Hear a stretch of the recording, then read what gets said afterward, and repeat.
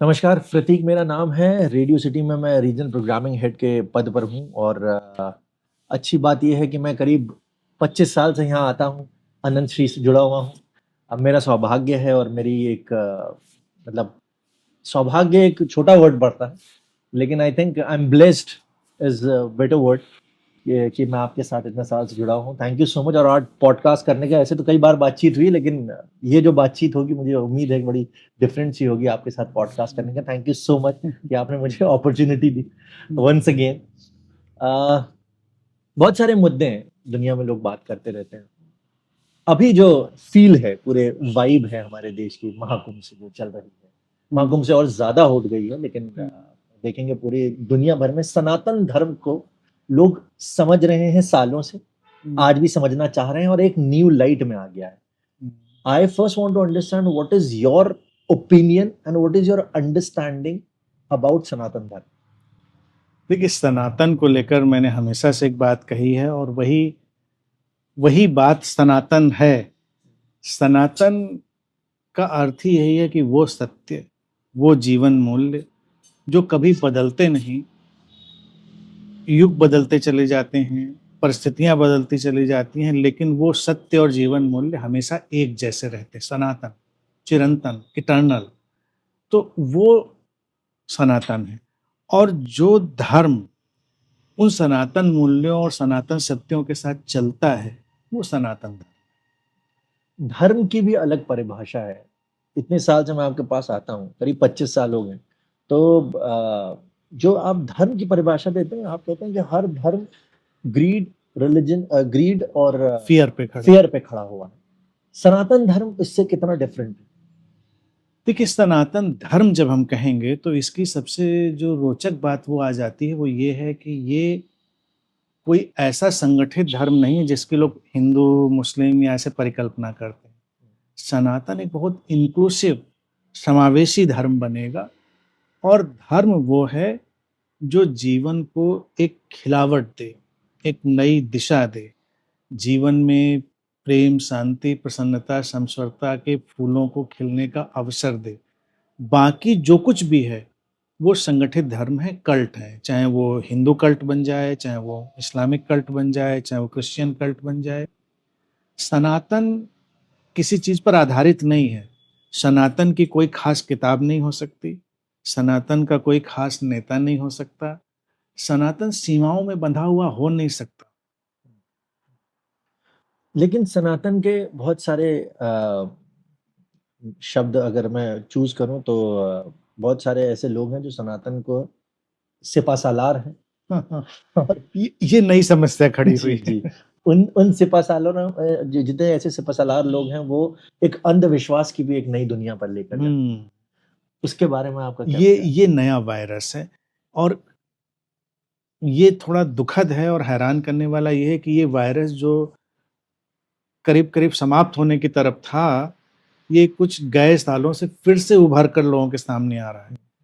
लोग हर तरह के अंधविश्वास को, हर तरह के कर्मकांड को, हर तरह की उपद्रवी चीजों को सनातन मान रहे हैं। सनातन वो कहाँ है? और सनातन प्रतिक्रियावादी बन रहा है, सनातन हिंसावादी बन रहा है।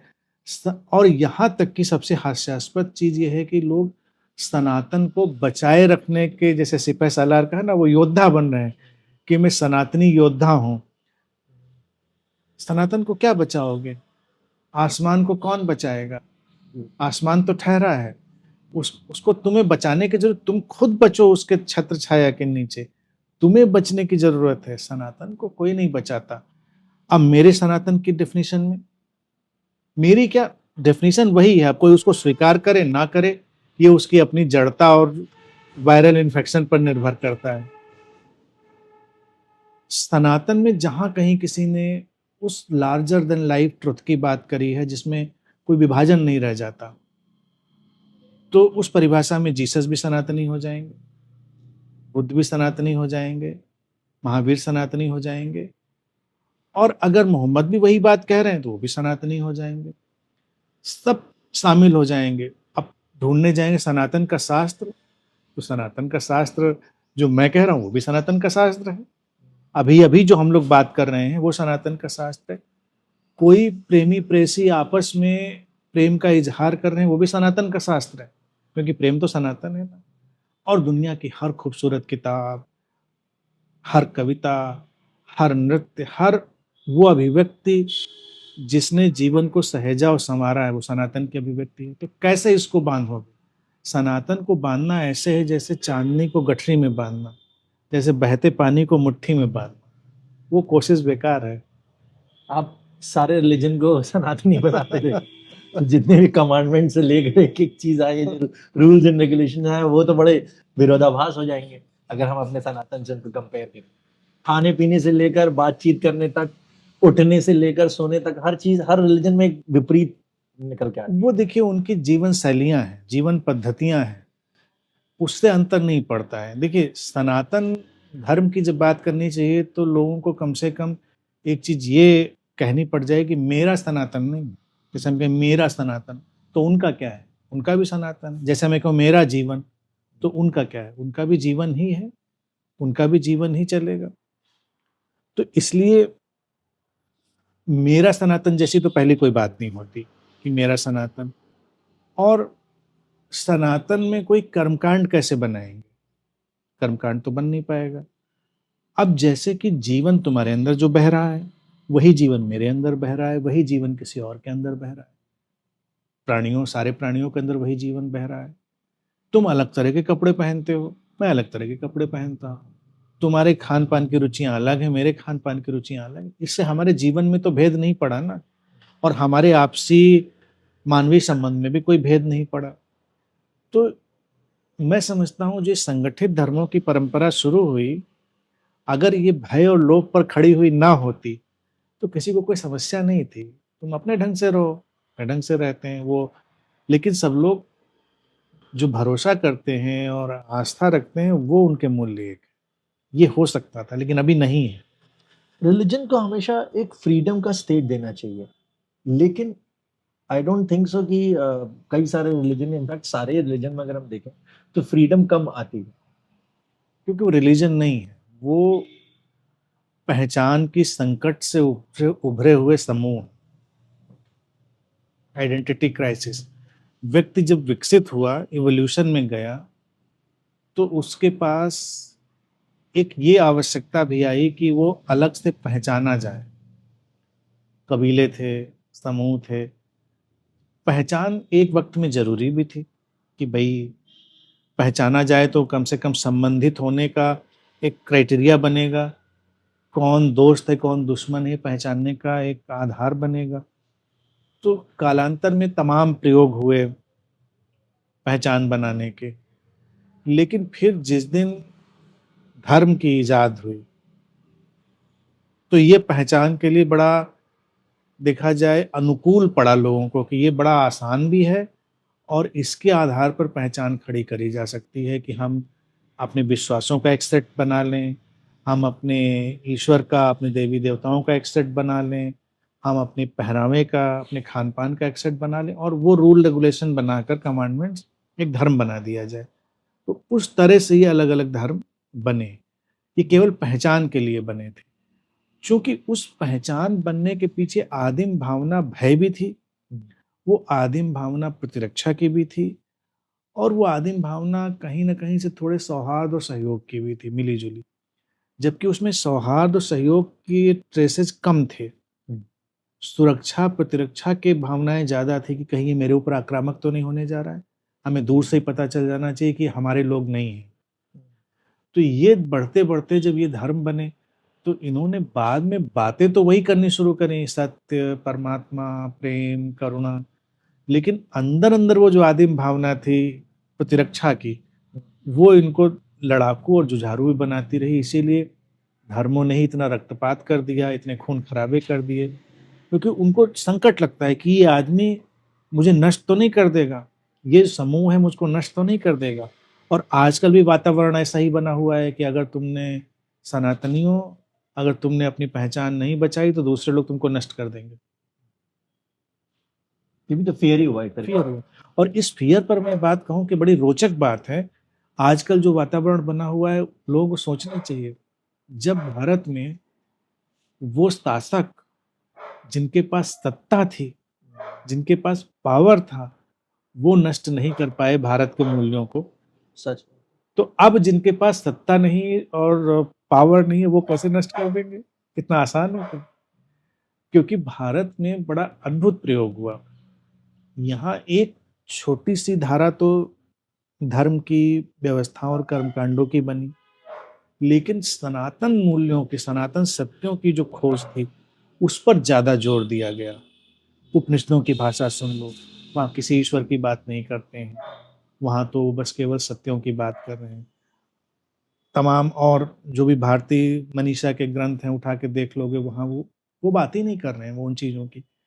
इसीलिए बचा रह गया। अब हमला करके किसी का क्या नष्ट करोगे? मंदिर तोड़ दोगे, मूर्ति तोड़ दोगे, किताबें जला दोगे, लेकिन उन किताबों पर खड़ा ही नहीं है, किताबों पर खड़ा ही नहीं है, तो वो फिर से जिंदा हो जाएगा। तो भारत में इसीलिए इतनी गुलामी के बावजूद, इतने आक्रमणों के बावजूद भी जो लोगों को लगता है कि धार्मिक विरासत बची रही है, तो वस्तुतः वो धार्मिक विरासत उस तरह से नहीं रही जिस तरह से लोग आज सोचते हैं। वो मंदिरों मूर्तियों में खड़ी भी नहीं थी, मूर्तियां वगैरह तो बाद में आई। हमारे यहाँ भी कोई मूर्तियां आज से थोड़ा ही कोई बात नहीं। अब जो आज का जो यूथ है, जेन जी जिसे हम कहते हैं, या इससे पहले भी लोग करें, हमेशा एक कंफ्यूजन में ज्यादा है।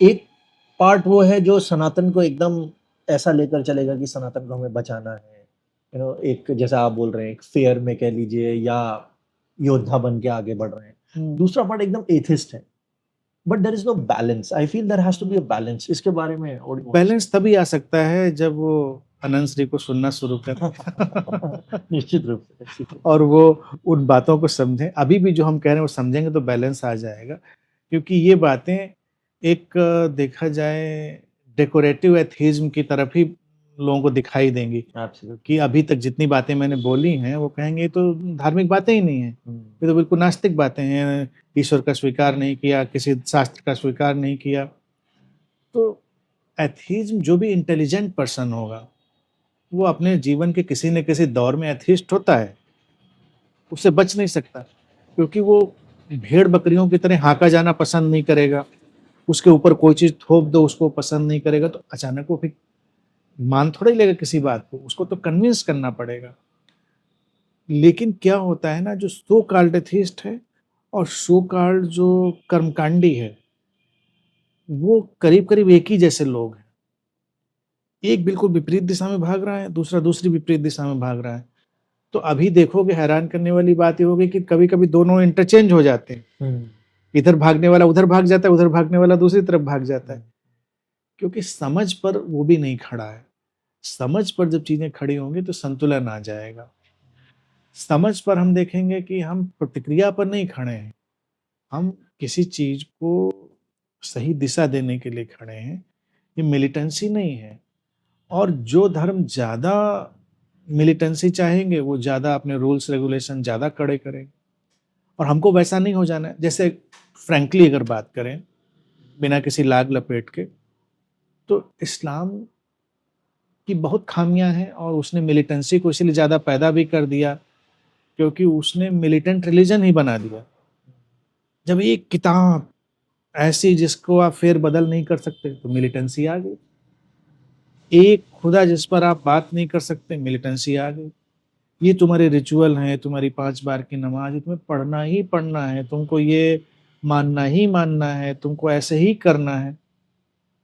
तो ये दिन प्रतिदिन बंद होता जाएगा, कट्टर होता जाएगा। इसमें कोई धर्म की खिलावट नहीं होगी।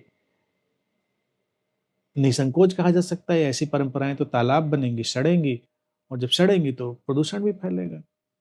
अब अगर कुछ लोग सोचते हैं कि सनातन को भी वैसा ही बना दें, इनके भी एक किताब बना दें, इनका एक मुखिया बना दें, तो आप वैसे ही हो जाओगे, फिर आप भी तालाब बनोगे, आप भी सड़ोगे। तो वैसा नहीं होना है, किसी की प्रतिक्रिया में वैसा नहीं होना है। सनातन खुला हुआ है, सनातन विश्लेषण विचार विमर्श के लिए हमेशा ओपन है, आक्रामकता नहीं है। यहाँ तुम कुछ भी कह सकते हो। हम कृष्ण को भगवान मानते हैं तो उनके साथ खेल करते हैं, उनके साथ हम मजाक कर सकते हैं। आप दूसरे धर्मों में मजाक नहीं कर सकते। लेकिन अब प्रतिक्रिया क्या बन रही है कि आप मजाक नहीं कर सकते हैं, आप हमारे देवी देवताओं पर हंस नहीं सकते हैं, जबकि हमने स्वयं हंसकर ही उनको बनाया है, हंसते हंसते हंसते उनको बनाया है। तो अगर आप अपने देवी देवताओं पर, अपने धार्मिक प्रतीकों पर हंसेंगे नहीं, उनके साथ खेल नहीं पाएंगे, तो आप जड़ हो जाएंगे, कट्टर हो जाएंगे, फिर आप मिलिटेंसी की तरफ बढ़ जाएंगे। तो वो जरूरत नहीं है। आप प्लेफुल रहिए और ये मानकर चलिए, और जो नई जनरेशन है उसको भी ये बताने की जरूरत है कि सनातन धर्म इन कर्मकांडों, अंधविश्वासों, ये झंडा, ये कुंभ, ये मंदिर, ये इन पे नहीं खड़ा है, वो विशुद्ध ज्ञान पर खड़ा है। प्रेम और सनातन, इसको आप किस तरीके से बोलेंगे? प्रेम ही सनातन है, क्योंकि प्रेम से सबका परिचय है और एक यही मूल्य है जो सनातन है अनादिकाल से। और भारत ने इसको देखिए कई कई तरह से कहा, लेकिन लोग स्वीकार नहीं कर पाते हैं। लाइटर साइड में बात मैं कहूँ, जैसे श्री कृष्ण को हमने पूर्ण अवतार कहा, और फिर हमने कहा कि वो माखन चोर थे, माखन चुराते थे। और जहाँ तक मैं समझता हूँ उनको मक्खन से एलर्जी थी, मक्खन खा लेते तो शरीर पे दाने निकल आते थे, उनके ही वाज एलर्जिक टू मक्खन, मक्खन नहीं खाते थे। लेकिन क्यों कहा होगा कि वो मक्खन चुराते थे? चीज का नवनीत, क्लीन, जो अल्टीमेट रिजल्ट होना चाहिए वो उसको अपने जीवन में लाते थे, इसीलिए वो माखन चूरते थे। मक्खन नहीं खाया उन्होंने, उसे जीवन पर्यंत मक्खन नहीं खाया उन्होंने, लेकिन नवनीत जिसको कहते हैं बटर, दूध को जब इतने प्रोसेस से गुजार कर उसका एक अल्टीमेट रिजल्ट निकाला जाता है, वो मक्खन बनता है। तो भारत में सनातन की अंतर्दृष्टि रखने वाले लोगों ने कहा कि जो तुम्हारा प्रणेता है, पूर्ण अवतार है, वो ट्रिवियल चीजों में नहीं पड़ता, वो दूध दही मट्ठा और इसमें नहीं पड़ता, वो तो मक्खन को लेता है, वो तो उसके एक्सट्रैक्ट को। तो प्रेम जीवन के तमाम उठापटक के बीच निकला हुआ नवनीत है, मक्खन। मैंने तो उसमें 3 चीजें और जोड़ रखी हैं कि शांति, प्रसन्नता और समस्वरता, वो मक्खन है। तो उसको हमको जीवन में लाना है। तो वस्तुतः सनातन का अगर परिभाषा के रूप में डालेंगे तो वही परिभाषाएं आएंगी, और कोई परिभाषा नहीं आएगी। क्योंकि जीवन में अंटार्कटिका में ठहरा हुआ कोई व्यक्ति, साइबेरिया की ठंड में ठिठुरता कोई व्यक्ति, अफ्रीका के जंगलों में तपता, सहारा के रेगिस्तान में परेशान कोई व्यक्ति, किसी भी दुनिया के किसी भी परिस्थिति, किसी भी कोने में होगा, उसके प्राणों में एक प्यास और पुकार जरूर होगी, प्रेम। प्रेम सनातन हो गया। उसके प्राणों में पुकार जरूर होगी शांति, 2 लम्हा शांति की। प्रसन्न होना चाहता है, थोड़ा प्रसन्न हो सके।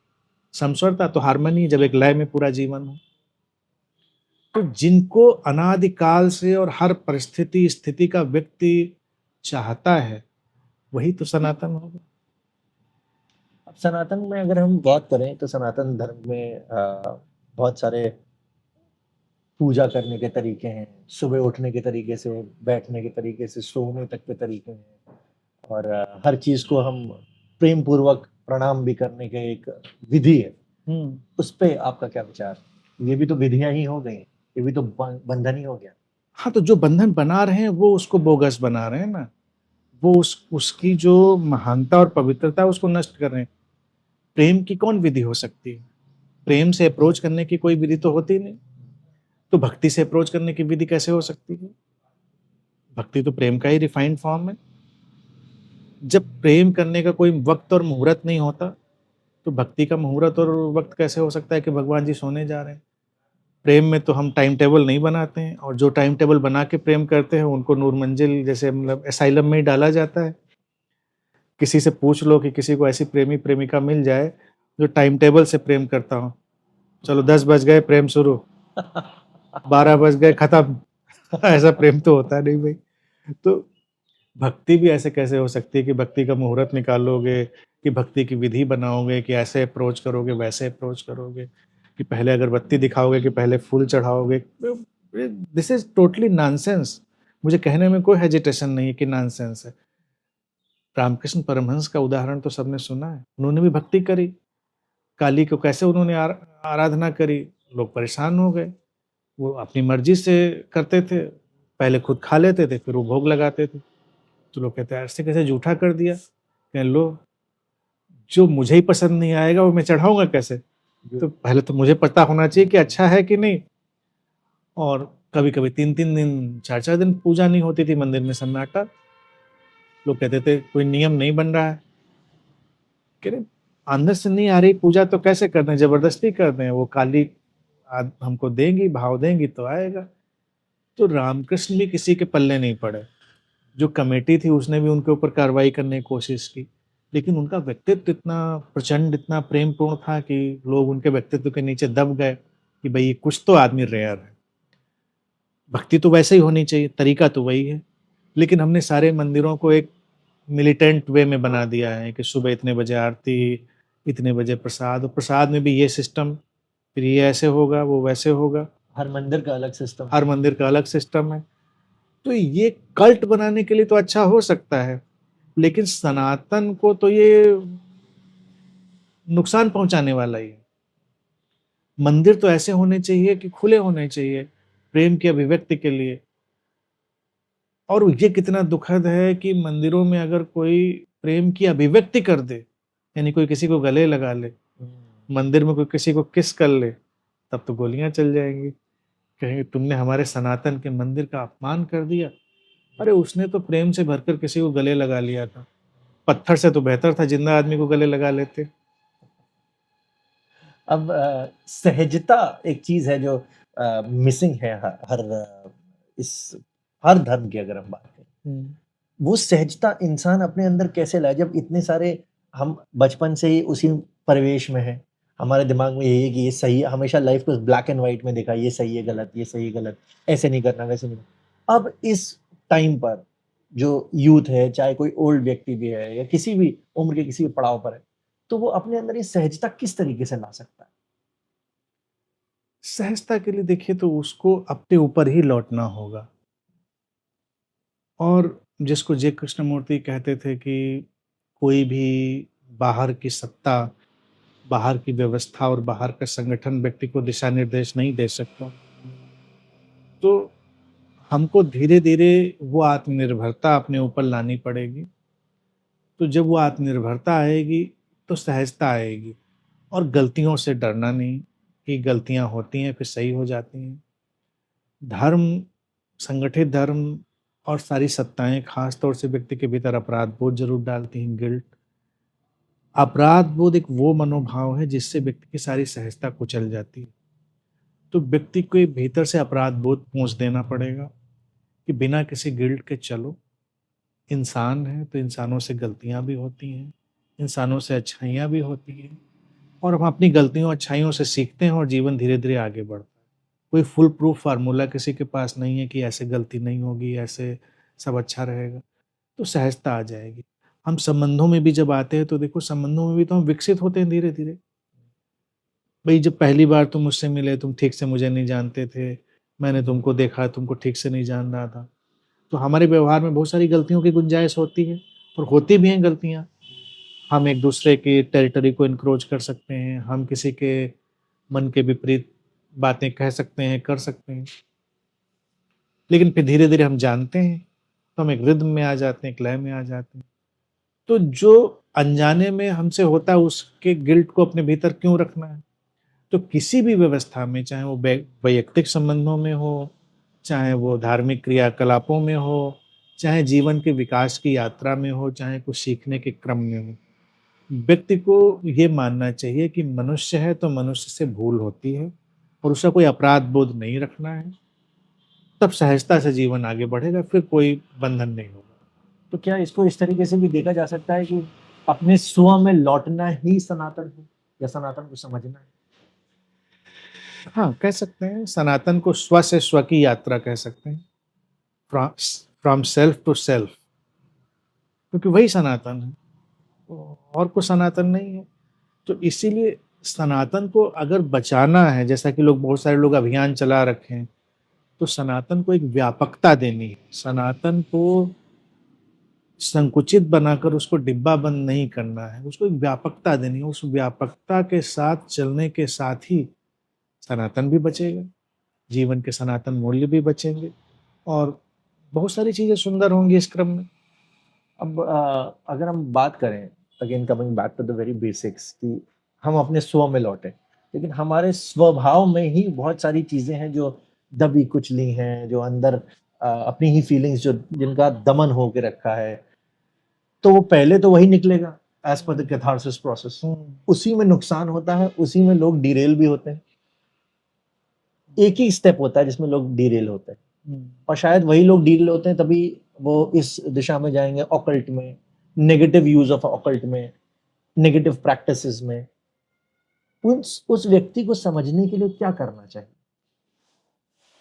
उसको देखिए, सहजता अगर सिखानी है तो उसको ये सिखाना होगा कि कोई भी मनोभाव की अभिव्यक्ति किसी दूसरे की तरफ फोकस्ड नहीं होनी चाहिए। हमारे भीतर जो कुछ भी दमित है, सप्रेस्ड है, वो हमारा अपना है। हम उसको दूसरे की तरफ जब डायरेक्ट करते हैं तो फिर ये प्रतिक्रिया बदला और एक अलग तरह की चेन में बदलता है। मेरे भीतर दमित है, दबा है, तो मेरा ही होगा, तो उसका सामना हमें ही करना है, हमको ही उसको देखकर उसको समाप्त कर देना है। इसीलिए तो स्व से स्व की यात्रा हुई। और दूसरी चीज है कि उसको पहले ही बता देना चाहिए कि अपने भीतर आना, स्व से जुड़ना एक कुआं खोदने जैसी प्रक्रिया है कि मिट्टी खोदी जाएगी, फिर कंकड़ निकलेंगे, रेत निकलेगी, फिर नीचे जल स्रोत आएंगे। तो जल्दबाजी नहीं, जल्दबाजी करेंगे तो कभी हम कीचड़ में अटक जाएंगे, कभी रेतीले पानी में ही अटक जाएंगे। तो जारी रखेंगे, जारी रखेंगे। अगर हमारे भीतर से कंकड़ पत्थर निकले, कोई बात नहीं, और अंदर जाएंगे, फिर हमारे भीतर से रेत निकलेगी, रेतीला गंदा पानी निकलेगा, कोई बात नहीं, फिर हमारे भीतर से वो जल स्रोत जो निर्मल है वो भी आएगा। तो उसके लिए सबसे पहला चीज उसको दिखानी चाहिए कि धैर्य और प्रतीक्षा और अपने आप का पूरा स्वीकार, अपने आप का अपनी सारी कमियों के साथ पूरा स्वीकार, तो व्यक्ति को नॉर्मल बनाएगा। वो उसको फिर डिरेल्ड नहीं करेगा, क्योंकि जल्दबाजी करेगा तो उसको लगेगा मैं निगेटिव हो गया, मेरे अंदर गलतियां हो गई। नहीं, पार्ट ऑफ द प्रोसेस है, पार्ट ऑफ द प्रोसेस है। जैसे हम बचपन में चलना सीखते हैं तो गिरते हैं अनेकों बार, लेकिन उस गिरने की मेमोरी हम कभी कैरी नहीं करते। और जब पहली बार हम लोग चले होंगे तो सोचो कितना त्रासदीपूर्ण और कितना कठिन रहा होगा। लेकिन अब क्या है ना, हमारे पास केवल चलने की मेमोरी है, गिरने की मेमोरी नहीं। तो इसी तरह से जब स्व के भीतर व्यक्ति लौटे, चूंकि स्व के भीतर लौटता वो उस मैच्योर एज में है जो बचपन नहीं है, तो उसके पास सारी मेमोरी इंटैक्ट होती है। तो उस मेमोरी को उसे डिटैच होकर ड्रॉप कर देना है।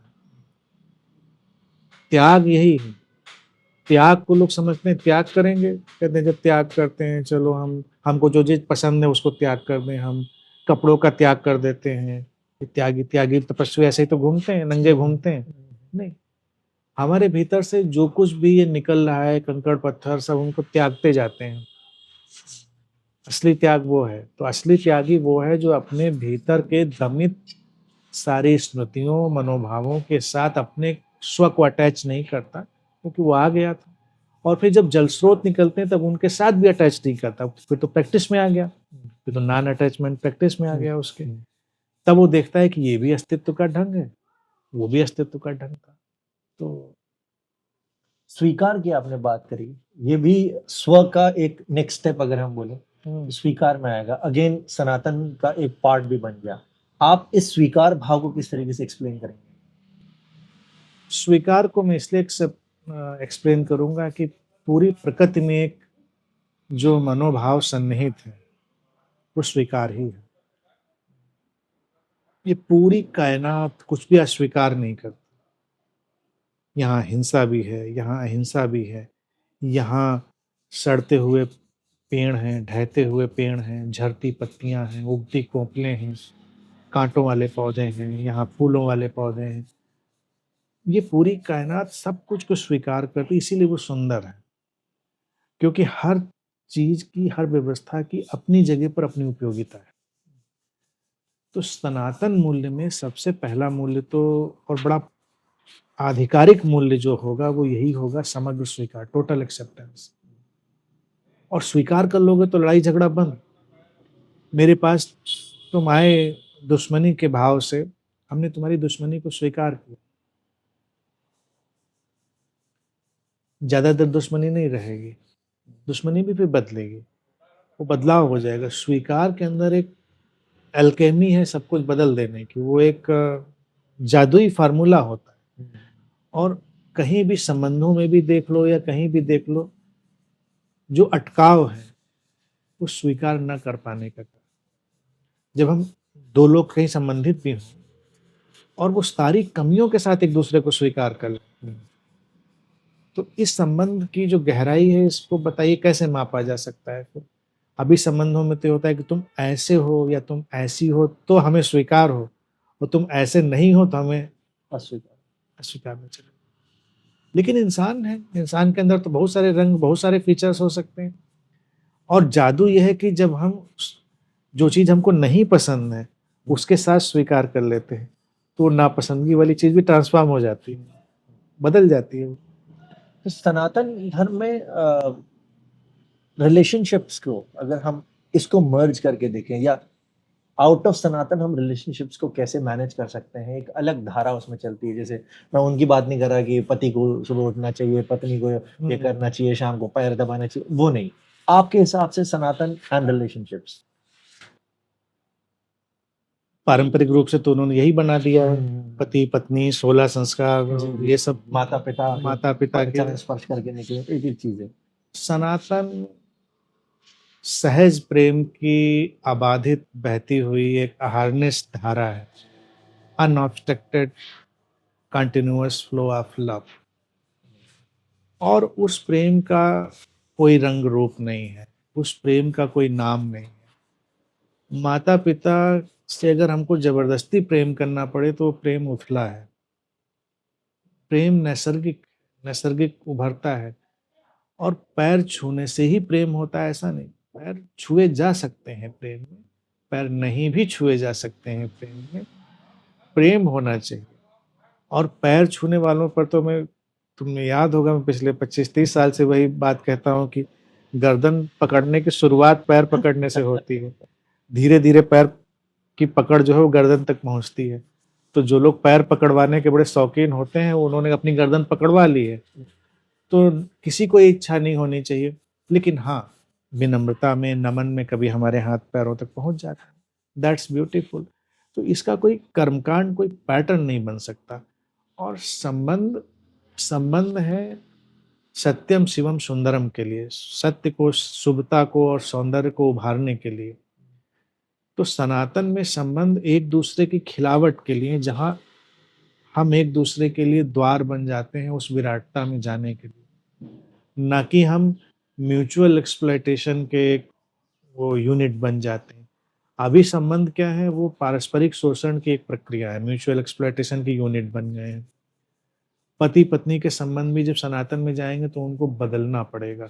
वो टिपिकल नहीं रहेंगे कि पत्नी का यही उत्तरदायित्व है, पति का यही उत्तरदायित्व है। स्त्री पुरुष के अनेक रंगों का एक दूसरे में घुल मिल जाना, वो सनातन बनाएगा। तो वस्तुतः देखा जाए, संबंधों की खिलावट अभी सनातन में आई नहीं है। इसके प्रयोग शुरू हुए, लेकिन फिर लोग इतने डर गए, घबरा गए, तो उन्होंने बंद कर दिए। तो वो एक भय के साथ चलने लग गए। हमारा एक दूसरे में जो भरोसा है, वो किसी कानून और किसी किताब पर खड़ा हो तो वो कमजोर है। वो हमारा एक दूसरे के बेशर्त प्रेम पर खड़ा हो तब तो सार्थकता है, नहीं तो उसे कोई सार्थकता नहीं। पर सनातन और रिलेशनशिप की एक अलग धारा ही नहीं है। और पर्सनली आई फील कि इसको समझने के लिए एक नया अध्याय ही चलाना पड़ेगा। तो फिर दोबारा से फिर कभी बात करते हैं। बिल्कुल, बल्कि इसको हम एक नया विषय भी दे सकते हैं, सनातन संबंध, इटर्नल रिलेशंस।